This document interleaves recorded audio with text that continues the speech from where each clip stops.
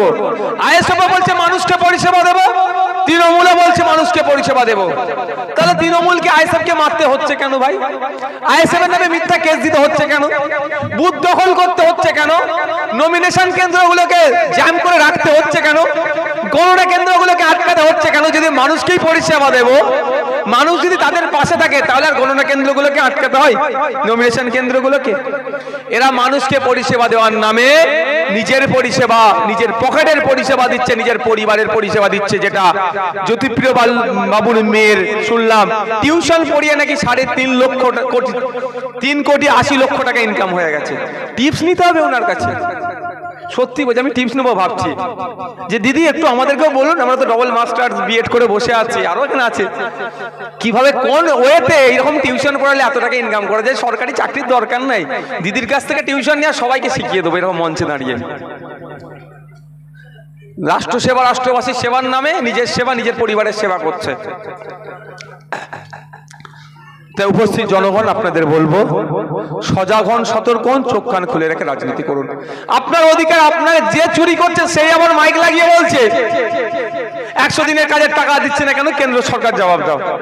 আরে বেটা, যার জন্য টাকা পাচ্ছি না আগে তার, সেই আবার মাইক লাগিয়ে বলছে। আপনাদের একটু ক্লিয়ার করবো 100 দিনের কাজের টাকাটা নিয়ে, আপনারা শুনবেন? রক্তদান এইসব বললে অসুবিধা হবে না তো? কারা কারা 100 দিনের কাজের টাকা নিয়ে শুনতে হাত তুলুন তো। আচ্ছা, বাহ। এখন কি শুনছি? তোমার মোবাইলটা দাও তো দেখি, তোমার মোবাইলটা রাখো। আচ্ছা, 5 মিনিট আগে বলো। আমি একটা জিনিস সত্যি বলছি, হাসি আমার খুব লাগছে। এরা কি করছে?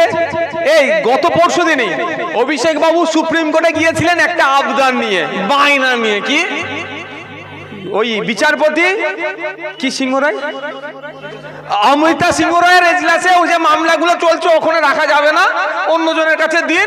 যেন পিসিকে বলছে পিসি এটা আমার ভালো লাগছে না, ওটা দিন। ওটা সুপ্রিম কোর্টে গিয়েছিল, আইনের চড়কে মুখ ফিরিয়ে চলে এসছে।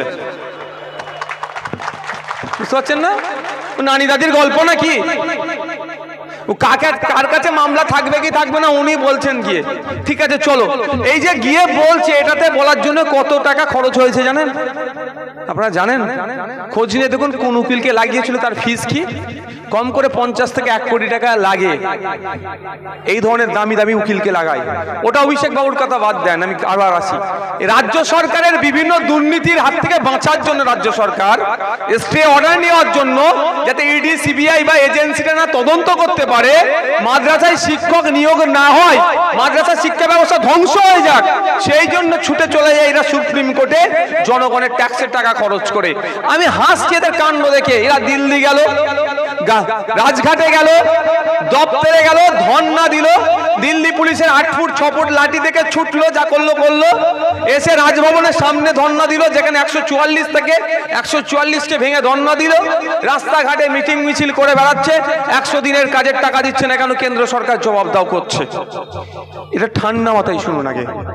100 দিনের কাজের কিছু নির্দিষ্ট গাইডলাইন, আইন আছে। সে আইনে বলা হচ্ছে কোন জায়গায় 100 দিনের কাজের দুর্নীতি হলে কেন্দ্র সরকার সেটা তদন্ত করবে। কিন্তু অপদার্থ কেন্দ্র সরকার এখানেও এই দুর্নীতির সুযোগটা কাজে লাগিয়ে বাংলার 20 লক্ষের উপরে মানুষ যে কাজ করে টাকা পাচ্ছে না, তাদের সাথেও অন্যায় করছে। আমি একটা কথা বলে যাই, যারা কাজ করেছেন 100 দিনের কাজ করে টাকা পাচ্ছেন না, তাদের উদ্দেশ্যে বলি 2024 সালে এই কেন্দ্র সরকার এবং রাজ্য সরকারের বিরুদ্ধে ভোট দিয়ে এ বার্তা দিয়ে দেন, আমাদের হকের টাকা তোমরা তার দীর্ঘদিন আটকে রেখেছো, এর জবাব আমরা দেব। 100 দিনের কাজের আইনে উল্লেখ আছে যে কাজ করবে কাজের 15 দিনের মধ্যে টাকাটা বুঝিয়ে দিতে হবে। 20 লক্ষ মানুষ কাজ করেছে, তার টাকা দিচ্ছে না। কি বলছে? দুর্নীতি হয়েছে। আমরাও তো বলছি দুর্নীতি হয়েছে, কিন্তু দুর্নীতি হয়েছে, যারা দুর্নীতি করছে তারা এখন জেলের বাইরে কেন ঘুরছে ভাই? অপদার্থ কেন্দ্র সরকারের কাছে জানতে চাই, যারা দুর্নীতি করলো অপদার্থ বিজেপি সরকারের কাছে জানতে চাই, যারা দুর্নীতি করেছে তাদের কটা জেলে রেখেছো সেই লিস্টটা আমাদেরকে দেখাও। তাদেরকে জেলে রাখো, দরকার পড়ে তাদের বিরুদ্ধে আমাদেরকে বলো, আমরা আহ্বান করো, আমরা নামছি রাস্তায় জনগণের জন্য। যদি তাদেরকে তুলে নিয়ে যেতে অসুবিধা হয়, যদি অর্ডার করে আমরা তুলে পাঠিয়ে দেবো দিল্লিতে, সেটা আমাদের অসুবিধা হবে না। কিন্তু তাদেরকে জেলে রাখো, যারা কাজ করলো তাদের টাকা কেন বন্ধ রেখেছো? এরা কিন্তু বন্ধ রেখেছে, অন্যায়ভাবে বন্ধ রেখেছে। তারপরেও বলছি, তৃণমূল কংগ্রেস মিটিং মিছিল সব করছে, কিন্তু তৃণমূল কংগ্রেসকে আবার দেখি যখন সিবিআই ইডির হাত থেকে বাঁচার দরকার সুপ্রিম কোর্টে চলে যায়। সিঙ্গেল বেঞ্চ তো সিবিআই ইডির অর্ডার হয়েছে, ডিভিশন বেঞ্চ ওটা বহাল রেখেছে, ছুটে চলে যায় সুপ্রিম কোর্টে। যে কি বলে, যে ইডি সিবিআই আমাদেরকে না ইন্টারোগেশন করে, এই ধরনের কথাবার্তা বলে। তাহলে বলুন, পশ্চিম বাংলার 20 লক্ষের ওপরে যারা 100 দিনের কাজ করে টাকা পায়নি, তাদের কথা ভেবে সুপ্রিম কোর্টে যাচ্ছে না কেন? রাজ্য সরকার তো যাওয়া দরকার। আপনাদের জানিয়ে রাখি, সংবিধানের প্রভিশনে আছে, আর্টিকেলে আছে, সংবিধানের মধ্যে লিপিবদ্ধ আছে, যুক্তরাষ্ট্রীয় পরিকাঠামোতে কেন্দ্র সরকার যদি রাজ্যের সাথে দ্বিচারিতা করে, রাজ্য যদি বঞ্চনার শিকার হয়, রাজ্য অধিকার আছে, এখতিয়ার আছে সুপ্রিম কোর্টকে গিয়ে জানানো। সব করছে, এরা আইনের জায়গায় যাচ্ছে না। আইনের জায়গায় গেলে কি হবে? ডেটা লাগবে। যখন এরা আইনে যাবে, হয়তো বিজেপি সরকার, কেন্দ্র সরকার বলবে, এ দেখো 14.5 লক্ষ জব কার্ড বানিয়েছিল, কারা জব কার্ডটা বানাতে দিয়েছিল, দেখবে তৃণমূলের বড় বড় নেতার নাম বেরিয়ে যাবে, হয়তো তাদেরকে জেলে রেখে দেবে। এই ভয়ে হয়তো মনে হয় সে যে কোর্টে যাচ্ছে না। তবে জানিয়ে রেখে যায়, এখানে দেগঙ্গার কলসুরের থেকে জানিয়ে রেখে দিতে চাই, মিডিয়ার মাধ্যমে বার্তা দিতে চাই, অলরেডি আমি যারা লিগ্যাল এক্সপার্ট আছে আমাদের, যারা আমাদের কেস কাভারিগুলো দেখছেন, তাদের সাথে আমি কথা শুরু করেছি। প্রয়োজনে আমি জব কার্ড হোল্ডারদের, যারা কাজ করে টাকা পায়নি, তাদেরকে নিয়ে আমি আইনের দ্বারস্থ হব। হাইকোর্ট থেকে প্রয়োজন আমি সুপ্রিম কোর্টে যাব। আমরা আইএসএফ যাবে, প্রস্তুত গ্রহণ করছে, অ্যাডভোকেটদের সাথে কথা চলছে, কিভাবে কেসটা করা যায় তার আলোচনা চলছে। যারা 100 দিনের কাজ করে টাকা পায়নি, তাদের হয়ে আমরা লড়াই করব। তাই বন্ধুগণ, আপনারা যারা আছেন, যে চুরি করছে সেই ওজা, মানে যে কামড়েছে সেই ওজা হয়ে ঝাড়ার চেষ্টা করছে, যে চুরি করেছে সেই এখন বলছে কেন টাকা দিচ্ছে না। ওদের কথা শুনবেন না। তৃণমূল বিজেপি এই দুটো ফুলকে বিসর্জনের সময় এসেছে।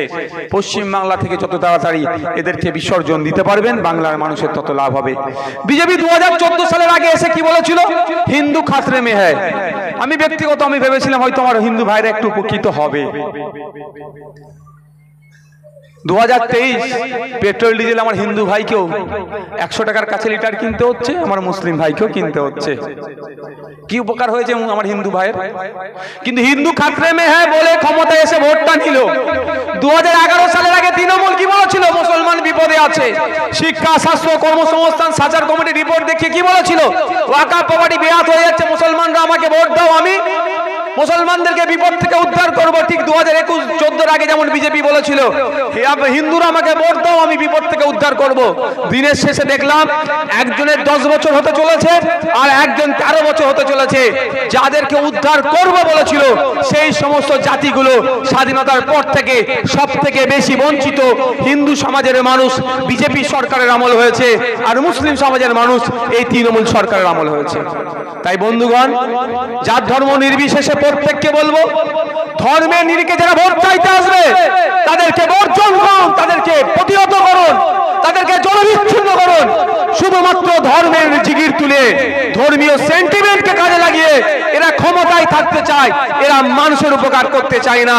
যদি মানুষের উপকার করতে চাইতো তাহলে মোদী সরকারকে বলতাম, মোদী সরকার তাহলে আমাদের পশ্চিম বাংলায় 100 দিনের কাজের সাথে যারা দুর্নীতি তাদেরকে জেলে রাখতো, আর 100 দিনের কাজে যারা করে টাকা এখনো বকেয়া বাকি আছে তাদের বুঝিয়ে দিয়ে নতুন কাজ দিত। পশ্চিম বাংলার মা বাপ ভাইরা, হিন্দু মুসলমান নির্বিশেষে যারা কাজ করে তাদের দিন যাপন করত, তারা কাজটা করতে পারত। এরা শুধু ক্ষমতায় থাকবে। আর রাজ্য সরকার ওয়াকাফ প্রপার্টি উদ্ধারের কথা বলেছিল, তো মুসলমান বিপদে আছে বলেছিল, তো মুসলমানরা ভেবেছিল হয়তো মানে বিপদ মুক্ত হবে। ওয়াকাফ প্রপার্টি উদ্ধার তো দূরের কথা, আরো লুট হয়ে যাচ্ছে। উন্নয়ন তো দূরের কথা, পাড়াতে পাড়াতে মদের দোকান খুলে দিবার চেষ্টা করছে। 12 বছরে উন্নয়ন কিছু হয়নি, পাড়ায় পাড়ায় মাতাল চাষ করে দিয়েছে। তাই সময় এসেছে সজাগ হন। আমি আপনাদের কাছে অনুরোধ করব, হিন্দু মুসলমান জৈন খ্রিস্টান যার ধর্মীয় বিশ্বাস ধর্মস্থানে থাকবে। রাজনীতির ময়দানে বা কেউ ধর্মের নামে ভোট চাইতে এলে আপনারা তাদেরকে প্রতিহত করুন। দিনের শেষে ক্ষতিগ্রস্ত মানুষ হয়ে যাচ্ছে। আজকে বলুন না, নিত্য প্রয়োজনীয় জিনিসের দাম আকাশ ছোঁয়া। কেউ নরের তরবির আল্লাহ একবার বলে দোকানে গেলে কি তাকে কম দামে মাল দেবে? কেউ ওই বিজেপি যে স্লোগানে এখন আসছে, পুরুষোত্তম রাম ঠাকুরের নাম নিয়ে স্লোগান দিচ্ছে, সেই স্লোগান দিয়ে দোকানে গেলে কি দাম কম পাবে? সেই মানুষকে খেটে খেতে হবে। কোলচুরের 2014 সালের আগে যে হিন্দু ভাইটার অর্থনৈতিক অবস্থা তলনিতে ছিল, আজকে 14 বছর পরে, 12 বছর, 10 বছর পরে সেই জায়গাতেই আছে। কোলচুরের যে মুসলমান ভাইটার অর্থনৈতিক অবস্থা তলনিতে ছিল, মমতা সরকারের 12 বছরে এসে সেই তলনিতেই আছে। কি হয়েছে? ওই বাকিবুরদের মতো কিছু ফুলে ফেপে উঠেছে, মানুষ কিন্তু উপকৃত হচ্ছে না। তাই সময় এসেছে আমরা মানুষের জন্য কথা বলবো। এই বক্তব্য বলে শেষ করার আগে নতুন কয়েকটা কথা আপনাদের আজকে হয়তো লাগবে, সে কথা বলবো। এখানে কৃষক পরিবারের কারা আছে? হ্যাঁ, ওরে বাবা, সবাই আপনারা এর আগে বক্তব্য দিয়েছি কি জানি না, আপনাদের বলে রাখি, 60 বছরের নিচে কোনো কৃষক মারা গেলে তার পরিবার এককালীন 2 লক্ষ টাকা ক্ষতিপূরণ পায়। কতজন এখানে ঘটনা ঘটেছে অনেকের, কতজন ক্ষতিপূরণ পেয়েছেন? আর একটা কথা বলে রাখি, কৃষকরা